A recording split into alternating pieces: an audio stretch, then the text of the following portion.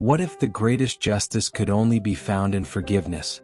Follow the journey of a man consumed by rage as he discovers a fire that never burns out, teaching him the true power of love, redemption, and justice.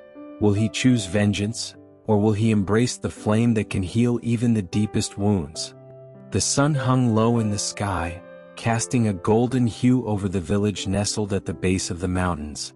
It was a peaceful place with whitewashed stone houses, cobblestone streets, and lush gardens overflowing with wildflowers. The scent of jasmine and rosemary filled the air, mingling with the distant sound of children's laughter. But in the midst of this idyllic setting, a weary traveler trudged through the village gates.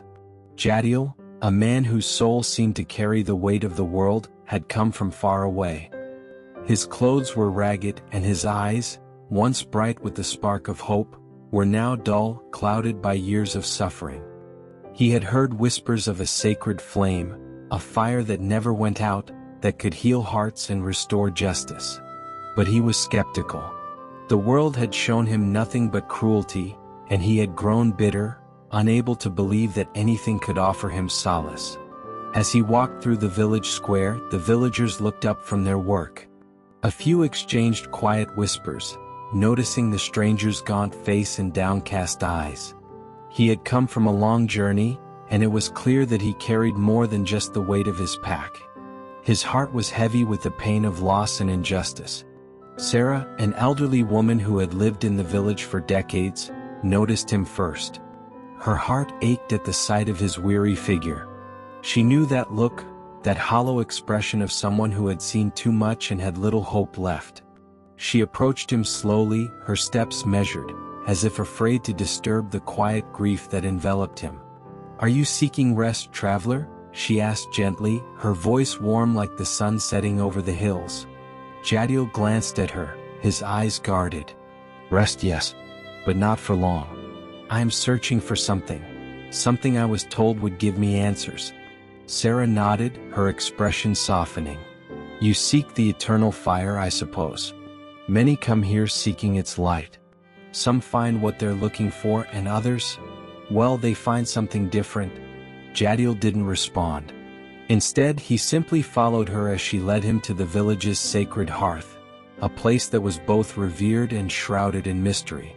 The eternal fire was located in a small clearing at the edge of the village, surrounded by a circle of stone pillars.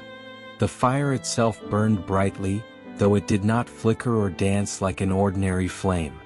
It was steady, unwavering, its light soft yet all-encompassing. The villagers referred to it as the flame of justice, a symbol of divine love that had been burning for generations. It was said to be a gift from the heavens, and it had never once been extinguished. As Jadiel approached the fire, he felt a warmth seep into his bones. It was different from any fire he had ever known, soothing yet powerful, like a force greater than himself.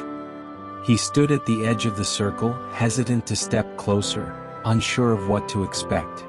"This is it," Sarah said, her voice tinged with reverence. "The flame that never dies. It has been here longer than any of us, and it will continue to burn long after we are gone." Jadiel gazed into the fire, his heart heavy with doubt. How could this flame, this symbol of hope, do anything for him? What could it possibly offer him that the world hadn't already taken away? His thoughts swirled with memories of his father, murdered by a corrupt ruler, of his mother, who died of grief. The bitterness in his heart was sharp, and he could not fathom how a simple flame could heal that pain. But something stirred within him, a flicker of longing he hadn't felt in years. As he stood there, lost in thought, a vision seemed to take shape within the fire. It was fleeting, like a dream at the edge of waking, but for a moment he saw his father's face, full of warmth and wisdom. His father's voice echoed in his mind, "Justice is not born from vengeance, my son. It is born from love." Jadiel flinched, his chest tightening. He stepped back from the fire, unsure of what to make of the vision. Sarah watched him with knowing eyes. "It speaks to those who listen," she said softly. "The fire is not just for the body but for the soul. If you seek healing, it will show you the way." That night, Jadiel could not sleep. The fire's image lingered in his mind, and with it, the words of his father. He tossed and turned on the straw mat in the small cottage where Sarah had offered him refuge. His heart was a battlefield, torn between the longing for peace and the bitterness of his past. His thoughts drifted back to the day his father was taken from him. The corrupt ruler, Lord Gorin, had executed him in public, branding him a traitor for daring to speak out against the injustice that plagued their land. His father had always taught him that justice was worth fighting for, even if it cost you everything. Jadiel had grown up with that belief, but the events that followed had shattered it. His heart had become a furnace of rage, and he had vowed to make the world pay for what it had stolen from him. He stood and walked to the window, staring out into the moonlit night. The fire, visible from the village square, seemed to call to him. He longed to understand it, to know if it truly held the power to heal the wounds that had festered within him for so long. But fear held him back. What if it failed him as everything else had? The next morning, Jadiel found himself drawn back to the fire. This time, the village elders had gathered around it. Sarah, Elias, a grizzled man with a deep voice and kind eyes, and Miriam, a quiet woman who had once been a healer in the village. Elias spoke first, his voice carrying the weight of years lived in service to the fire. "This flame, as Sarah has said, is a gift," he began. "But it is not one that comes without cost. The fire requires a heart that is willing to open itself to the possibility of transformation. It will not force healing upon you, but it will give you the strength to heal yourself." Jadiel listened, though doubt still lingered in his heart.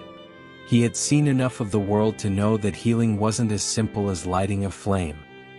He glanced around at the elders, each of them carrying scars of their own, yet all of them radiating peace in a way he couldn't comprehend.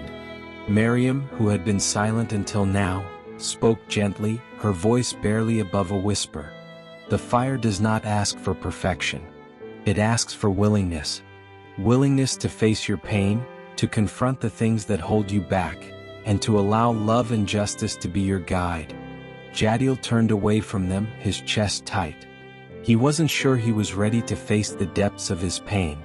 But a part of him, the part that still remembered his father's words, wanted to try. Maybe, just maybe, this fire held the answer. Jadiel's journey into the heart of the village was not just physical, it was internal. As he spent more time by the eternal fire, he began to confront the shadows of his past. His desire for vengeance had been all-consuming, and in his mind, it was the only way to make the world right. He had built a life on that thirst for justice, but now, in the presence of the fire, he felt its grip loosening. He spent hours staring into the flame, asking himself hard questions. Could he ever forgive Lord Gorin? Could he release the rage that had defined him for so long? Each time the thought crossed his mind, his heart recoiled. He wasn't sure he could let go of the pain that had shaped his very being. But as the days passed, he began to notice small changes within himself. He no longer felt consumed by hatred. There was still a longing for justice, but now it was tempered by something new, a flicker of compassion, of understanding that vengeance could not restore what had been lost. One evening, as the village gathered around the fire, a man from a neighboring town arrived. His name was Malak, and he had once been a soldier in Lord Gorin's army. He had come seeking redemption, hoping to find forgiveness for the many atrocities he had committed under Gorin's orders. When Malak stepped forward, Jadiel felt a wave of anger surge within him. This man had been part of the very system that had destroyed his family. Yet, as Malak knelt before the fire, asking for absolution, something within Jadiel softened. He saw the genuine remorse in Malak's eyes, the same pain he had carried for so long. It was in that moment, standing there in the presence of the eternal fire, that Jadiel made a decision. He stepped forward and placed his hand on Malak's shoulder. "We are all bound by the same wounds," he said softly, "but we do not have to let them define us." As Jadiel and Malak spent more time together, they grew to understand one another. Theirs was not a friendship born from shared experiences, but from the mutual recognition of the healing that was taking place in their hearts. Together, they sought to spread the message of the eternal flame, teaching others that true justice could only be found through love, not vengeance. But not everyone in the village was ready for this message. Lord Gorin's influence still lingered in the surrounding lands, and many saw Jadiel's shift toward forgiveness as weakness. When a group of Gorin's loyalists arrived, seeking to intimidate the villagers into submission, Jadiel was forced to confront the darker parts of his soul. He stood before the mob, his heart pounding. But as he gazed into the eyes of his enemies, he remembered the fire, the flame that had never burned out. He took a deep breath and spoke calmly, his voice steady. "We do not seek violence. We seek justice through love," he said. And for the first time in his life, he did not fear the consequences. The battle for the village was fierce, but Jadiel's resolve remained unshaken. When Lord Gorin himself arrived, challenging Jadiel to a final confrontation, it was not hatred that burned in his chest, but a deep, unwavering love for justice. In the face of Gorin's wrath, Jadiel stood firm, and as the final blow was struck, the eternal fire burned brighter than ever, illuminating the path of peace.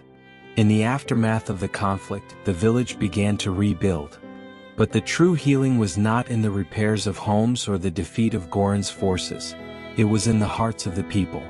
Jadiel had found his peace, and with it, the courage to forgive, to love, and to embrace the flame that never burned out. Years passed, and Jadiel became known throughout the land as a man who had once sought vengeance but had found love instead. He built a life devoted to helping others find the same healing he had found, teaching them the lessons of the eternal fire. And as the flame continued to burn, never flickering, never fading, it became a symbol not just of justice, but of a love that never burns out. This is end of the story. Comment Amen if you believe in Jesus' blessings. Please like this video and subscribe this channel for more Jesus story like this. May the God watch over you.